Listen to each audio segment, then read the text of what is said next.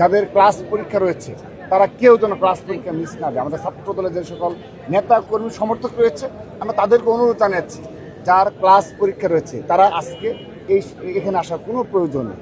অর্থাৎ এটি একেবারেই নতুন ধারার ছাত্র রাজনীতি।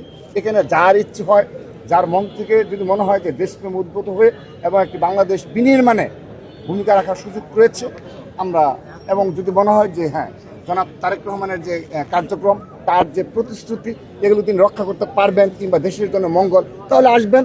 আর যদি মনে হয় যে না, আমি একসময় সমর্থক ছিলাম কিন্তু মনে হচ্ছে যে তিনি তার প্রতিশ্রুতি রক্ষা করবেন না, তিনি তার কিছু প্রতিশ্রুতি হয়তো ব্যত্যয় ঘটাবেন, তাহলে তার সাথে তাকে আমরা কখনোই জোর জবরদস্তি কিংবা একটা কল দিয়েও তাকে অনুরোধও জানাবো না যে তুমি এখানে আসো। এটি আমাদের নতুন ধারার ছাত্র রাজনীতি, জুলাই আগস্ট গণ অভ্যুত্থানের পরবর্তী নতুন ধারার ঢাকা বিশ্ববিদ্যালয়ের রাজনীতি।